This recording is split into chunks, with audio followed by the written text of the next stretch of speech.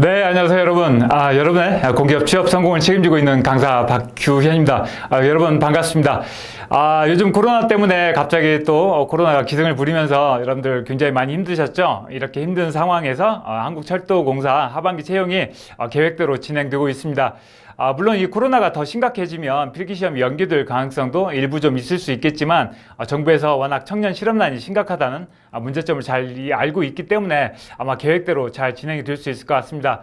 그래서 오늘 저와 함께 이 한국철도공사 자기소개서 어떻게 작성해야 되는지 빨리 좀 알아보고요. 필기시험에 더 집중해서 하셔서 나중에 꼭 최종 합격까지 이루어 가셨으면 좋겠습니다.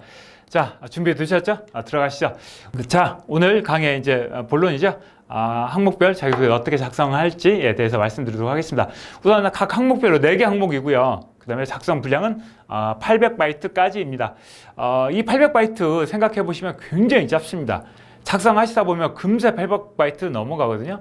그래서 여러분들 이번에 작성하실 때 좀 오히려 분량이 너무 적어서 좀 힘들어 하실 가능성도 좀 있을 것 같아요. 그래서 이렇게 800바이트, 그러니까 거의 한 500자 정도가 될 가능성이 클 것 같아요. 그래서 500자 정도 분량 작성하는 거니까 그렇게 어렵지 않을 것 같습니다. 그리고 항목도 4개 항목 정도 되기 때문에 그렇게 많지도 않고요. 그래서 코레일에서 한국철도공사에서 여러분들 많이 좀 배려를 해주신 것 같습니다. 자, 우선 첫 번째 항목부터 살펴볼까요? 본인의 의사를 잘 전달하기 위해서 어떤 방법을 사용하는지 서술해주고 해당 방법을 통해서 성공적으로 자신의 의견을 관철시켰던 경험에 대해서 작성을 해달라고 하고 있습니다.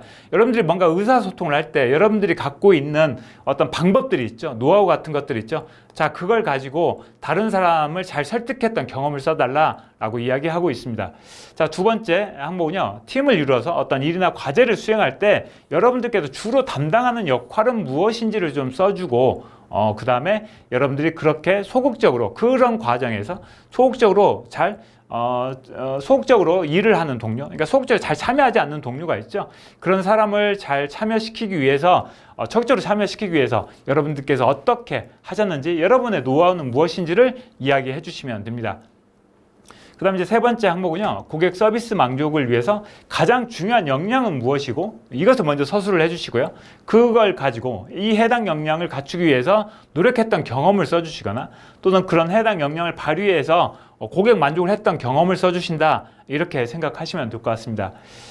그 다음에 이제 네 번째 항목은요. 여러분들이 지원하신 직무와 관련해서 다른 사람과 비교해서 좀 차별화된 여러분만의 핵심 경쟁력은 무엇인지 좀 서술해 주시고요. 그 다음에 그런 경쟁력을 보유하게 된 과정과 또 입사 후에 어떻게 이걸 활용해서 어떻게 적용할 것인지에 대해서 이야기해 달라고 하고 있습니다. 그래서 이렇게 전체 4개의 항목이어서 생각보다 어렵지 않을 것 같습니다.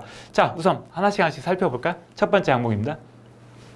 여러분의 의사를 잘 전달하기 위해서 어떤 방법을 아까 사용하는지 서술하고 이것을 가지고 성공적으로 관철시켰던 경험이고요. 작성 주제는 여러분의 의사를 잘 전달해서 성공적으로 자신의 의견, 여러분의 의견을 관철시켰던 경험을 써주시는 항목이고요. 이걸 통해서 여러분들께서 보여주셔야 될 것은 여러분들이 나 의사소통 잘해, 또 난 다른 사람들 잘 설득할 수 있어 를 보여주시는 항목으로 이해하시면 될 것 같습니다. 작성 방향은요, 스토리텔링을 좀 써주시면 되고요.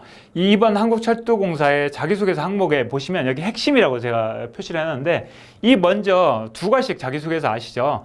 그래서 먼저 핵심을 좀 먼저 제시를 해주시는 게 필요할 것 같아요. 특히나 어떤 방법을 사용하는지 서술해달라라고 먼저 이것을 언급하고 있기 때문에 이런 식으로 먼저 핵심을 전달해주고 그 다음에 경험을 쓰시는 방식이 이번 한국철도공사 자기소개서 항목 작성할 때는 맞을 것 같습니다. 그래서 먼저 핵심을 딱 이야기해 주시는 거예요.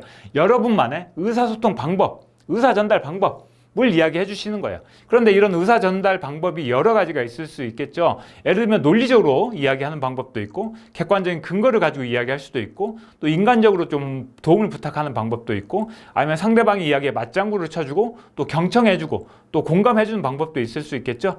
이런 방법들 여러분이 갖고 있는 어떤 다른 사람을 설득하는 또는 의사소통을 하는 여러분의 어떤 핵심 방법 노하우를 써주시는 겁니다.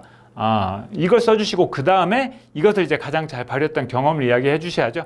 그래서 먼저 제가 저의 의사를 잘 전달하기 위해서 저는 늘 상대방의 이야기를 먼저 경청하곤 합니다. 경청의 중요성을 깨달았던 경험은 대학교 3학년 때 조별 과제를 할 때였었습니다. 이런 식으로 이렇게 이어주시면 될 것 같아요. 이 부분을 먼저 제시해 주시고 그다음에 이렇게 이어주시면 됩니다. 그 다음에 이제 여러분들 경험을 써주시는 거고요. 먼저 상황 설명해 주셔야 되겠죠. 그래서 어떤 조직에서 어떤 역할을 하고 있고 또 어떤 목표를 가지고 누구랑 어떤 사람과 함께 일을 하게 됐어를 이야기해 주셔야 돼요. 이 부분이 제대로 설명되지 않으면 이 읽는 사람들이 이걸 잘 이해를 못합니다. 그래서 먼저 이 상황을 좀 잘 알기 쉽도록 설명을 해주시고요. 자, 그 다음에 문제점이 이제 생겼죠. 위기죠. 그러는데 의견 갈등이 있었던 거예요.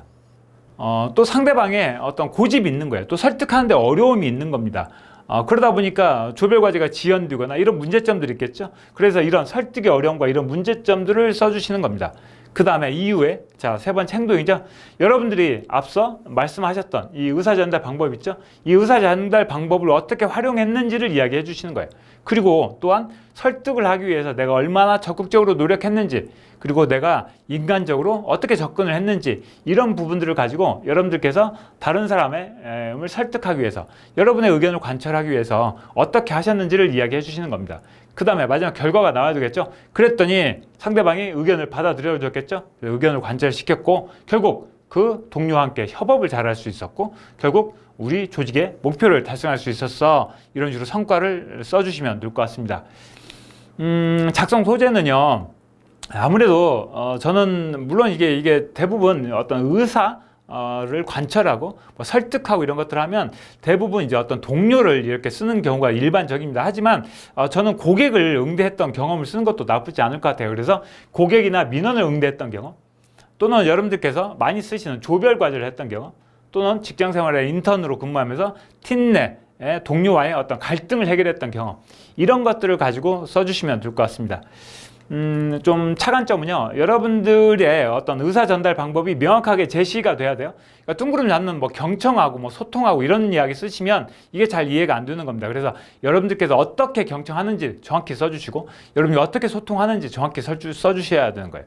그래서 여러분들께서 앞서 말씀드렸던 것처럼 뭐 고개를 끄덕거린다든지 어떤 객관적인 자료를 가지고 한다든지, 아니면 먼저 상대방의 이야기를 내가 인정해 주는 거, 이런 것들을 먼저 정확히 제시를 해 주시라는 겁니다. 아셨죠? 자, 그 다음에 너무 이렇게 이제 분량이 그렇게 많지 않다 보니까 가끔 보면 여러분들께서 이런 갈등의 원인을 너무 구체적으로 쓰시는 경우가 있어요. 나는 이런 의견이었었는데 다른 친구는 이런 의견이었어. 이런 식으로 그 어떤 갈등의 원인, 서로 생각이 달랐던 이유가 있었죠. 그것을 너무 디테일하게 쓰시는 거예요. 특히나 여러분들 어떤 전공 관련된 이야기, 조별과제 이야기 하면서 그런 것들을 그렇게 쓰시기 시작하면 분량을 너무 많이 차지하게 되고 읽는 사람들로 하여금 너무 지치게 만드는 거예요. 그래서 이런 구체적인 원인 너무 길게 쓰지 마십시오. 이거 별로 알고 싶지도 않습니다. 그래서 이런 구체적인 갈등의 원인을 많이 쓰시기보다는 그런 갈등에 따른 문제점과 어려움을 좀 더 부각하시는 용도로 분량을 좀 활용하시는 게 좋을 것 같습니다. 그 다음에 세 번째죠. 의견을 관철하기 위해서 상대방을 인정하거나 양보하거나 어떤 논리적으로 설득하거나 인간적인 접근, 이런 방법들을 여기 행동 부분을 이야기할 때 반드시 이야기해 주셔야 되겠죠. 그 다음에 마지막에 의견 관철과 또 갈등 해결을 통한 목표 달성 성과를 반드시 이야기해 주십시오. 이 목표가 단순히 의견을 관철시켰어 라고 끝내지 마시고요. 좀 더 나가서, 그래서 그 상대방과 함께 더 좋은 팀워크를 발휘하게 돼서 결국 어떤 뭐 조별 과제에서 좋은 학점을 받을 수 있었어. 이런 식으로 구체적인 마지막 궁극적인 결과, 성과까지 함께 꼭 작성을 해주시면 좋을 것 같습니다.